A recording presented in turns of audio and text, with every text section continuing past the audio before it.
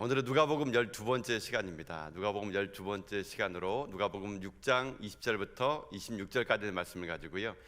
기준이 바뀌면 행복이 보인다. 기준이 바뀌면 행복이 보인다라는 제목으로 하나님의 말씀을 함께 나누도록 하겠습니다.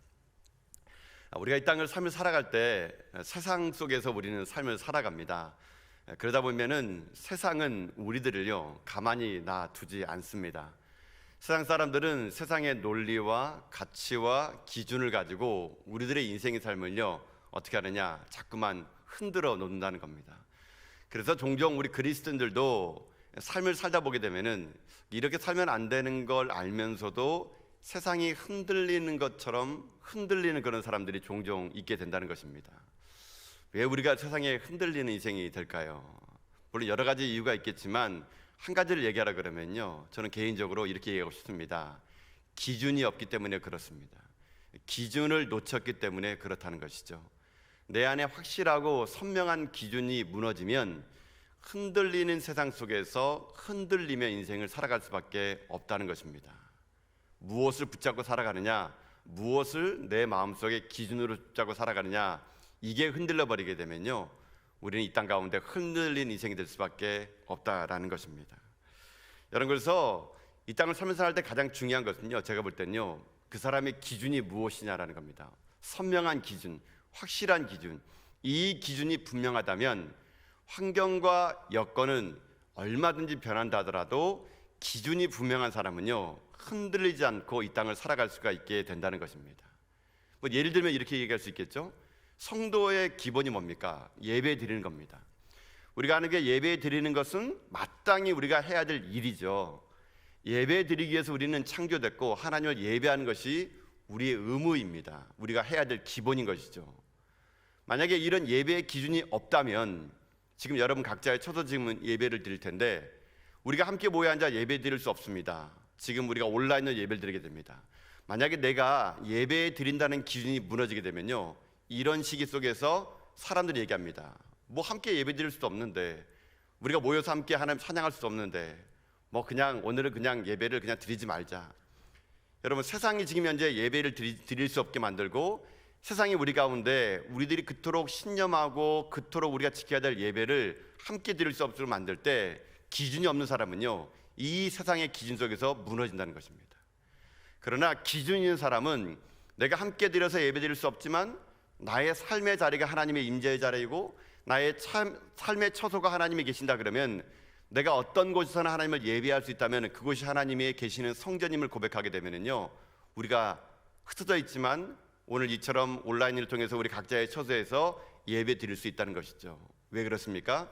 기준이 섰기 때문에 그렇습니다. 예배 드리는 것이 우리 가운데 기본이라는 기준, 이 기준이 있었기 때문에 우리가 흩어져서라 지금 이렇게 예배 드릴 수 있다는 것이거든요. 여러분, 그래서 이 땅에 위대한 신앙의 삶을 살아갔던 사람들, 혹 우리 믿음의 선배들의 인생 속에는 제가 볼 때는요 이런 선명한 기준이 있었던 것 같습니다. 이런 선명한 기준이 있었기 때문에 흔들리는 이 세상 속에서도 흔들리지 않은 믿음을 가지고 이 땅을 살아갈 수가 있었다는 것입니다. 여러분, 현대를 가리켜서 이 시대를 뭐라고 그럽니까? 현대를 포스트 모던 시대라 그럽니다. 포스트 모던 시대라는 것이 무엇이냐면요 한마디로 말하면 진리가 없다는 겁니다. 절대 진리가 없다는 겁니다. 모든 것이 다 정답이라고 말하는 시대가 포스트 모던 시대인 것이죠. 이 포스트 모던 시대는요 뭐 이렇게 얘기할 수 있을 것입니다. 이 땅에 사람의 숫자만큼 진리가 존재한다, 이렇게 말하면 이 포스트 모던 시대를 정확하게 얘기한다고 얘기할 수가 있겠죠. 지금까지 우리가 절대적으로 신뢰했던 것들, 하나님이 절대적으로 쌓았던 것들, 이런 것들에 대해서 왜 꼭 그것이만이 정답이냐, 왜 꼭 그것이만이 길이냐, 이렇게 도전하는 시대가 바로 포스트 모던 시대라는 것이거든요. 이제 정답이 없다는 겁니다. 모두 다가 다 진리라는 겁니다. 모두 다가 다 길이라는 겁니다. 이런 포스트 모던 시대 속에서 사람들은요 하나님에 대한 절대적인 권리에 도전하고 자기들이 갖고 있는 세상의 힘과 지식과 과학을 가지고 하나님에 대한 진리를 도전하면서 이 땅에 새로운 바벨탑을 문화를 만들어가는 것이 바로 오늘 우리가 살고 있는 포스트 모던 시대라고 얘기할 수 있겠죠. 절대적인 신을 부정하고 상대적인 신을 강조하는 이 시대가 될 수 있다는 것입니다. 여러분, 그뿐이겠습니까? 최근에 지금 벌어지고 있는 코로나 이 시대, 여러분 앞으로 이제 코로나 시대는 아마 언젠가는 종식이 될지 안 될지 모르겠지만 이 코로나를 우리가 맞이하면서요, 다가올 시대는요 포스트 코로나 시대일 겁니다. 비대면 언택트 시대 속에서 우리는요 이제 새로운 시대를 우리는 맞이하게 될 것입니다. 사람과 사람끼리 만나지 않고 서로 온라인에서 소통하고 함께 모이는 것보다는 개인의 활동이 더욱더 중시되고, 이제 사람이 있어야 될 영역에는요 이제 다 누가 있게 되느냐, 이제 아마 로봇이 있게 될 겁니다. 이제 앞으로 여러분 우리가 포스트 코로나 시대를 맞이하게 되면요, 여러분 이제 카페 가서 커피를 주문해도 사람이 아마 여러분에게 주문 안 해줄 겁니다. 아마 기계가요 정확하게 그 사람의 취향과 맛을 알고 아마 그 사람의 기분에 따라서 이 커피 한 잔을요 내려주는 그런 시대를요 우리는 살 수가 있게 될 것이죠. 이런 포스트 코로나 시대 속에서 아마 이제는 점점 우리가 모이는 것보다는요 차라리 개인적으로 스스로 자기 자리에서 자기들이 할 일을 그저 하면 되는 시대, 아마 그런 시대를 우리는 맞이하게 될 거라는 것입니다. 더욱더 하나님을 예배하기보다는요 자기 자신 쌓아놓은 우상 속에서 그저 자기 자신의 삶을 지키고 보호하고 남이 어떻게 됐든 말든 자기 자신의 개인적인 극단 개인적인 주의로 빠질 수 있는 것, 이게 바로 다가올 아마 포스트 코로나 시대가 될 거라는 것입니다. 여러분 이런 시대 속에서 우리와 우리 자녀들을요 어떻게 길러내야 될까요? 방법은 간단합니다. 기준이 무너진 이 시대 속에서 다시 기준을 붙잡는 것이겠죠. 기준이 모두 다가 기준이라고 말할 때 그것이 기준이 아니라 진짜 기준이 무엇인지를 잡는 것, 이게 중요하겠죠. 여러분 우리에게 기준이 무엇일까요? 여러분 인생 속에 기준을 무엇으로 두고 있습니까? 우리 신앙인들의 기준은 내가 아니라, 세상이 아니라 우리의 기준은요 하나님의 말씀이 될 거라고 우리는 믿습니다. 하나님의 말씀이 기준되는 세상, 그 세상을요 우리가 꿈꿔야 되고 우리들과 우리 자녀들에게 하나님의 말씀이 기준이라 가르쳐야 됩니다. 이 하나님의 말씀이 기준이라는 걸 붙잡을 때 세상은 포스트 코로나 시대가 온다 하더라도 우리는요 결코 흔들리지 않은 인생을 살아갈 수 있게 된다는 겁니다. 여러분 성경을 영어로 바이블이라고 얘기하는데요, 이 바이블이라는 말 외에 또 성경을 나타내는 라틴어 중에 한 말이 캐논이라는 말이 있습니다. 캐논. 이 캐논이라는 말의 뜻이 뭐냐면요 잣대 혹은 기준이 바로 성경입니다. 성경은 어느 시대든 시대를 초월해 가지고요 시대마다 성경은 모든 일의 잣대가 되었고 기준이 되었다는 것이죠. 점점 우리가 이 땅을 삶을 살아갈 때 우리들이 자꾸만요 세상이 기준이 되고 포스트 코로나 시대가 오면서 사람들이 기준이 되어버리게 되면요 여러분 어떤 시대가 우리가 온지 아십니까? 암흑 시대가 오게 됩니다. 여러분 왜 사사기 시대가 암흑 시대라고 성경은 말할까요? 간단합니다. 각자 자기의 소견에 옳은 대로 행하면 그때부터 사사 시대가 오게 되고 암흑 시대가 오게 된다는 것이거든요. 우리가 항상 주변에 있는 사람이 기준이 되게 되면요 우리는요 사사 시대를 맞게 됩니다. 영적인 암흑기 시대를 맞게 됩니다. 뭐 누구도 예배 안 드리는데 나도 예배 안 드리면 되지 뭐 온라인으로 예배 드리는데 누가 보겠어? 그냥 대충 입고 대충 그냥 빨리 그냥 예배 드리면 되지. 다른 사람 다 그렇게 드리는데 나라고 내가 장로야? 내가 목사야? 내가 직분자야? 여러분 사람이 기준 돼 버리는 거예요. 그러면 여러분 암흑 시대가 오는 거예요. 우리는요 사람이 기준돼서는 안 됩니다. 세상이 기준돼서는 안 됩니다. 우리의 기준은 하나님의 말씀이에요. 하나님의 말씀이 기준된 사람은요 아무리 큰 파도가 온다 하더라도 포스트 코로나 시대가 우리가 온다 하더라도 흔들리지 않은 믿음을 가질 수가 있게 된다는 것입니다. 저는 그래서 아무쪼록 2020년도를 맞이하는 우리들의 인생의 삶이, 또 2020년도를 새롭게 기점해 나가는 우리들의 인생의 삶이요 세상이 기준되지 말고 내 지식과 경험이 기준되지 말고 하나님의 말씀이 기준되어서 흔들리는 이 세상 속에서 흔들리지 않은 믿음을 가지고 살아가는 여러분 인생 다 될 수 있기를 여러분 주님의 이름으로 축복합니다. 오늘은 이 기준에 관한 이야기입니다. 오늘 본문에 있는 말씀은 이 기준을 가지고 한번 풀어보기를 원하는 것이죠. 여러분 오늘 읽었던 우리 누가복음 이 말씀은요 이 본문에 있는 말씀은 별명이 하나 붙여져 있는 게, 이게 뭐냐면 이 본문을요 평지설교라고 얘기하게 됩니다. 그러니까 내용은 이런 내용입니다. 우리가 지난주에서 살펴봤지만 안식일 논쟁 때문에 예수님과 바리새인과 서기관들이 얼마나 논쟁을 붙였습니까? 그러나 안식일의 진정한 정신을 주님께서 말씀하시고 난 다음에 주님은요 산에 올라가셔서 기도하시게 됩니다. 산에 올라가서 기도하신 다음에 내려오셔가지고 어떻게 되느냐, 오늘 본문 앞단락에 보게 되면요 예수님께서 12제자를 뽑는 장면이 나오게 됩니다.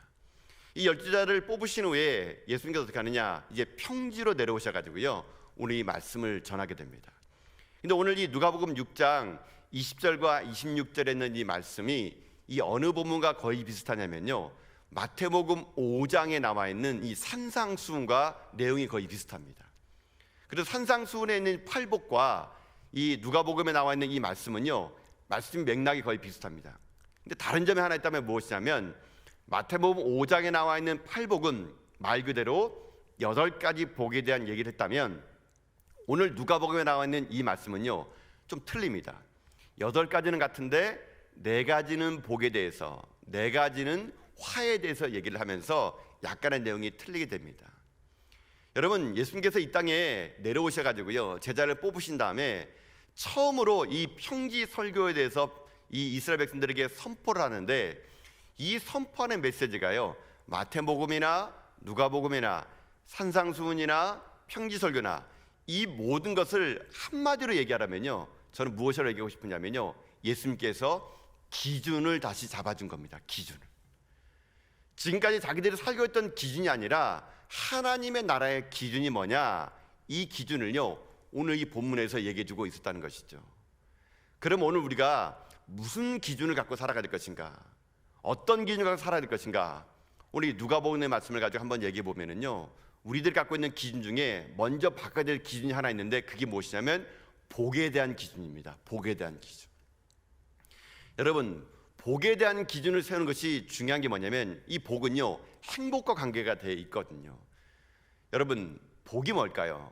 여러분 다 복받기 원하시죠? 아마 복받기 원하지 않는 사람 아무도 없을 겁니다. 여러분, 복은요 누구나 추구하는 것이고 누구나 복을 받기를 원하는 것은 아마 인간이라면 공통적인 특징일 것입니다. 그런데 아마 이 한국 사람만큼 이 복에 대해서 이 갈망하는 민족도 아마 없는 것 같더라고요. 여러분, 한국 사람들은 복을 여러분 어떻게 생각하지 않습니까? 여러분이 곧 있으면 이제 우리가 새해가 밝아옵니다. 그럼 우리는 새해가 밝아오면 여러분 어떻게 인사합니까? 새해 복 많이 받으십시오 인사하게 됩니다. 그러니까 우리는 새해가 밝아오게 되면은 그렇게 인사합니다. 새해 복 많이 받으세요. 적게 받으면 서운한가 봐요. 하여튼 많이 받아야 됩니다. 이게 보게 되면은 우리는 복을 2번씩이나 비는 것 같아요. 뭐 새해 첫날이라고 빌고 또 음력 설날 또 빌고. 하여튼 우리 민족은 이 복에 대해서 되게 추구하고 이 복을 되게 잘 말하는 민족 같더라고요. 그래서 제가 우리 민족이 얼마만큼 복에 대해서 이렇게 많이 이렇게 추구하는지 우리가 사용하는 언어를 제가 봐봤거든요. 말에 있어서 우리가 복에 대한 말을 참 많이 하는 것 같더라고요. 여러분, 복에 이런 말이 있습니다. 복이 찾아온다. 이런 말 쓰시죠. 복도 찾아오나 봐요. 또 하나 뭐냐면 복이 찾아오면요 복이 달아난다 이런 말 씁니다. 복이 달아난다. 또 어떤 말이냐면은 복을 타고난다, 복을 아낀다, 복을 심는다, 복을 거둔다. 복도에 어떻게 하십니까? 터집니다. 여러분, 복이 터졌다 막 이렇게 합니다. 복이 터졌다. 또 복이 막 쏟아진다. 또 여러분, 사람들 얼굴 보게 되면은 여러분 어떻게 얘기합니까? 사람 얼굴 관상이 좋아 보면 어른들이 이렇게 말하죠. 참 복스럽게 생겼다 이렇게 얘기하지 않습니까? 예. 또 여러분 밥 먹을 때 보게 되면은 밥 잘 먹은 친구 보고 뭐라 그럽니까? 어른들이요. 참 복스럽게 먹는다 이렇게 얘기합니다. 언어에도 우리는요 이 민족이 이 복에 대한 개념이 많은가 봐요. 그리고 제가 볼 때는 이런 말씀입니다. 이게 의자에 앉았을 때 다리를 이렇게 털면은 여러분 어른들이 뭐라 합니까? 야, 복 털지 마 이렇게 합니다. 복 털지 마. 복이 막 털어지나 봐요. 그러니까 이런 이야기가 있습니다. 또 아기가 태어날 때 보게 되면요 이 복에 대한 것은 아기들은 너무나 많습니다. 강보에도 복자를 쓰고요, 베개에도 복자를 쓰고요. 저도 어렸을 때 저희 할머니 집에 가면은 이 밥그릇이 있는데 밥그릇에 밥을 다 먹고 나면요 밥을 딱 내려놓는 그 순간 그 안에 뭔지 아십니까? 복자가 써져 있습니다. 복. 예. 색동 저고리에도 복, 장롱에도 복, 심지어는 저희 할머니 집에는 요강 뚜껑에도 복자가 써져 있습니다. 복. 이분이겠습니까?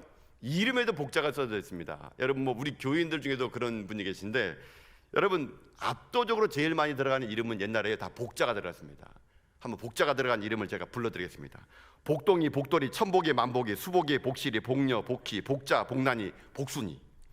이처럼 이름에도 우리는요 다 복자를 넣어가지고 어떻게든지 복을 받는 사람이 되라라고 있는 것이 우리 민족 속에 담겨 있는 복에 대한 개념이라는 것이죠. 여러분, 진짜 복이 뭘까요? 여러분, 오래 살고 돈 많이 벌고 존경받고 자녀가 잘 되고, 물론 그게 진짜 복이 될 수 있겠죠. 그러나 여러분, 이 복은요 근본적인 복은 아니라는 것입니다. 오래 사는 거 복이겠죠. 그러나 여러분, 우리는 언젠가는 죽습니다. 그러나 그것은 진짜 복이 될 수 없는 것이겠죠. 돈 많은 거 복이 될 수 있겠죠. 그러나 돈이라는 게 있을 때가 있고 없을 때가 있죠. 그렇기 때문에 돈 많다는 것이 근본적인 복이 될 수가 없다는 것입니다. 남에게 존경받는 것이 복이 될 수 있겠죠. 그러나 그 존경이 멸시로 바뀔 때가 있기 때문에 존경받는 것도 꼭 복이라고 말할 수가 없다는 것입니다. 자식 잘 되는 거 복일 수 있겠죠. 근데 제가 보니까 끝까지 자식 잘 되는 거 별로 없더라고요. 나중에는 자식들이 부모에게 가슴에 못을 박더라고요. 그러면 자식 잘 되는 것도 근본적인 복이 될 수가 없다는 것입니다. 그러나 이렇게 말해도 사람들은요, 목사님 그래도 잘 먹고 잘 사고 부자 되는 게 복이겠죠 라고 말할 수 있습니다. 여러분, 진짜 이것이 복이라면 제가 볼 때 인류 역사상 제일 복 받은 사람이 누구냐면요, 제가 볼 때는 솔로몬 같습니다. 솔로몬. 여러분, 솔로몬이 어떤 사람입니까? 솔로몬은요, 이 세상의 복의 기준을 얘기하면은 솔로몬만큼 복 받는 사람이 여러분 어디 있겠습니까? 여러분, 솔로몬은요 신분 자체인가요? 저와 여러분하고 틀립니다. 솔로몬은요 왕의 후손이에요. 왕의 후손. 태어날 때부터 이 사람은요 복 받은 그냥 복의 덩어리입니다. 여러분, 솔로몬이 산 곳이 어디입니까? 뭐 우리처럼 아파트 산 줄 아십니까? 아닙니다. 솔로몬은요 왕궁에 살았습니다. 왕궁에. 왕의 출신이고 왕궁에 살았고 혈통적으로 여러분 왕의 후손이고, 이 사람이 얼마나 돈이 많았는지 솔로몬이 통치할 때는요 은이 돌멩이처럼 흔했다 그럽니다. 돌멩이처럼. 이 사람으로 상상이나 되겠습니까 여러분? 은이 돌멩이처럼 흔했던 거고요. 얼마나 맛있는 음식을 먹었는지 산의 진미를 날마다 먹었고요. 소가 몇 마리고 몇천 필의 말인지 셀 수 없을 정도였고요. 특별히 이 솔로몬은요 아내가 자그마치 얼마인 줄 아십니까? 얼마란 말은 좀 그러네요. 몇 명인지 아십니까? 아내가 700명입니다. 700명. 첩이 300명입니다. 300명. 지금 어떤 분은 막 부러워하시는데 부러워할 필요 없습니다, 여러분. 이 솔로몬이 자기 아내들 이름을 알까요? 아마 번호를 적었을 것 같아요. 247번인가? 이렇게 1000명의 아내를 거들였어요. 자기가 누릴 건 다 누렸습니다. 이뿐입니까, 여러분? 솔로몬이 또 어떤 사람이었습니까? 지혜의 대명사 아닙니까? 지혜의.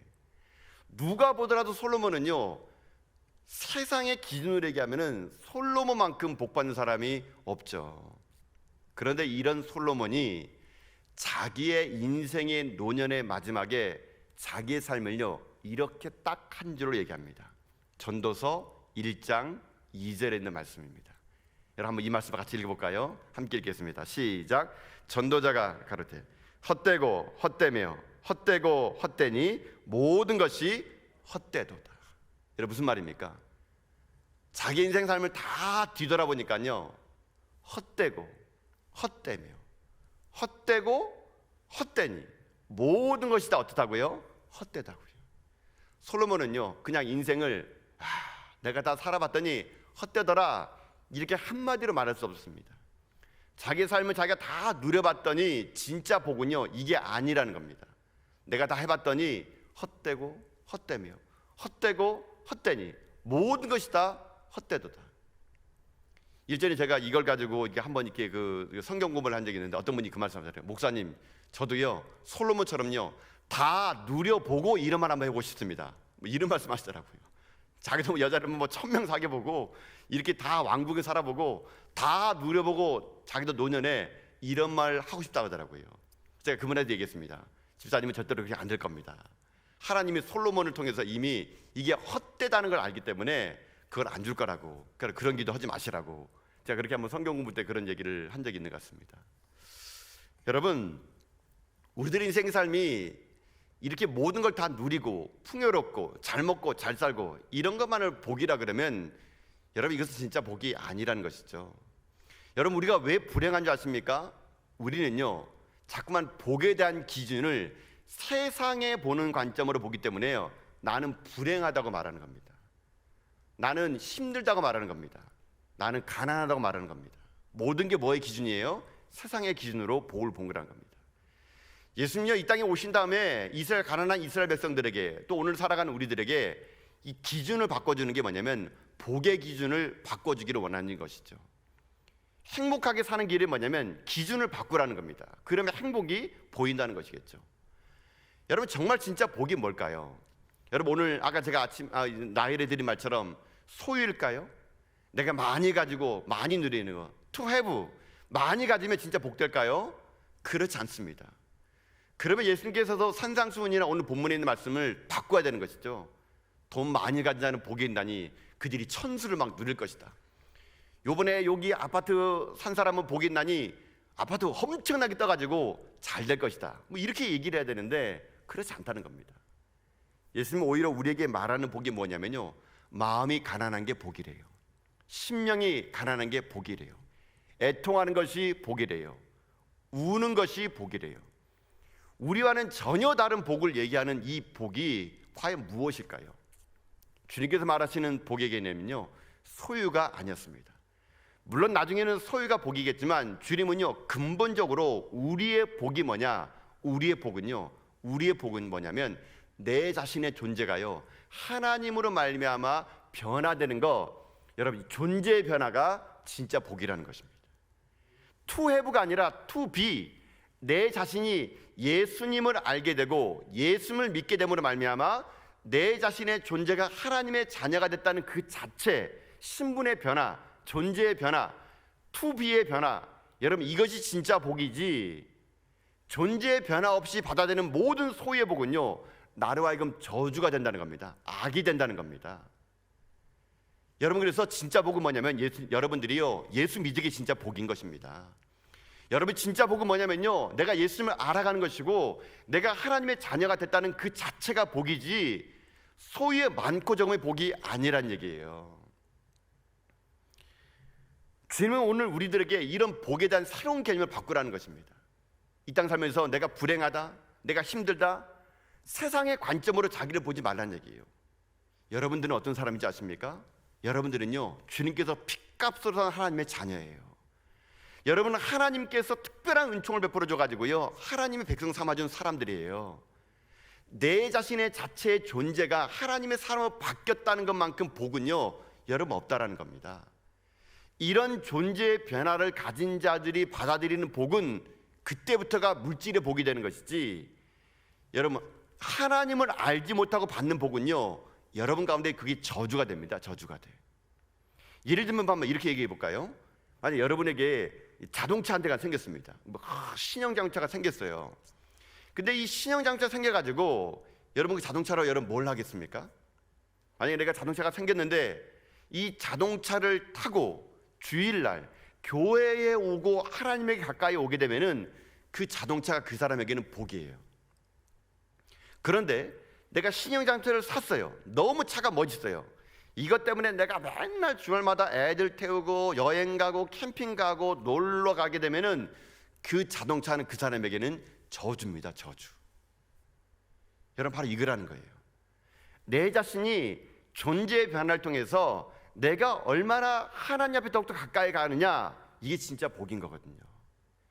그래서 저는요, 복의 개념은요, 복의 기준은요, 내가 하나님 앞에 얼마나 가까이 다가가느냐, 이게 복이라고 생각합니다. 하나님과의 거리, 하나님과의 밀접함, 이게 진짜 복된 사람의 순서라고 얘기할 수 있게 되는 것이죠. 여러분, 시편 73편을 보게 되면요, 그런 말이 있습니다. 악인이 형통 때문에 너무나 힘들어하는 사람들이 있었어요. 근데 그런 사람들 나중에요, 어떤 결말이 나오는지 아십니까? 오늘 본문 나왔는데요, 이 시편 73편 28절은요 악인의 형통을 부러워하면서 왜 하나님 나는 이렇게 불행합니까? 라는 말한 사람의 마지막 결론이 이 말이에요. 여러분, 73편 28절 말씀 한번 읽어보겠습니다. 시작. 하나님께 가까이함이 내게 복이라. 내가 주 여호와를 나의 피난처로 삼아 주의 모든 행적을 전파하리이다. 아멘. 여러분, 무엇이 복입니까? 하나님께 가까이함이 내게 뭐라고요? 복이래요. 복이래요. 여러분 잊지 마십시오. 하나님께 가까이함이 복입니다. 내 자신의 존재가 세상의 기준에 따라 움직이는 것이 아니라 내가 하나님의 자녀이고 하나님을 예배하는 것이 마땅하고 하나님 앞에 나가 하나님을 경배하는 것이 마땅함을 아는 존재의 변화를 가진 사람들, 이런 사람이 진짜 복된 사람이라는 것을 여러분이 잊지 않을 수 있기를 바라겠습니다. 이 기준만 확실하다면요, 아무리 포스트 코로나가 우리가 온다 하더라도, 예전도 2021년도가 어떻게 우리에게 다가온다 하더라도요, 우리 흔들리지 않습니다. 내가 하나님의 자녀이고 내가 하나님 가까이 하면 복인 사람은요, 상황과 여건과 환경이 우리를 흔들지라도 흔들리지 않은 믿음을 가지고요, 이 땅 가운데 진짜 복된 하나님의 사람으로 살아갈 수가 있게 된다는 겁니다. 하나님은 여러분에게요, 복 주시기 원하십니다. 하나님 여러분에게 필요한 모든 걸 채워주시는 분이십니다. 그러나 그거에 앞서서 진짜 복이 뭔지를 아는 사람이 중요해요.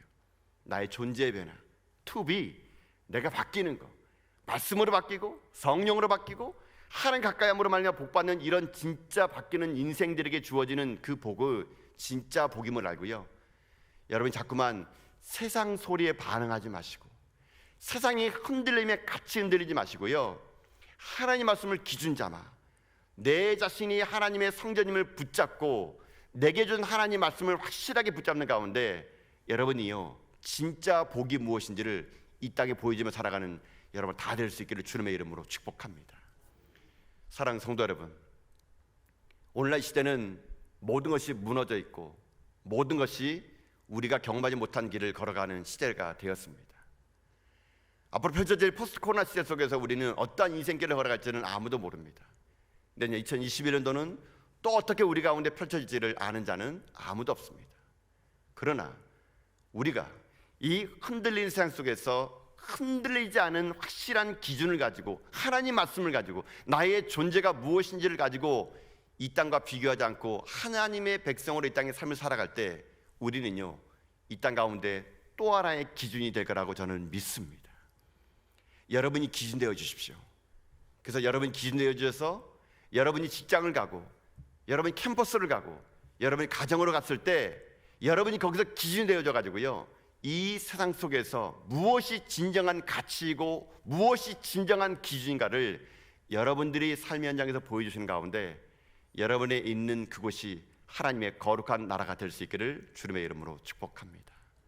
주님 오시는 그날까지 이 기준으로 승리하는 저 여러분 다 될 수 있기를 주님의 이름으로 축복합니다. 아멘.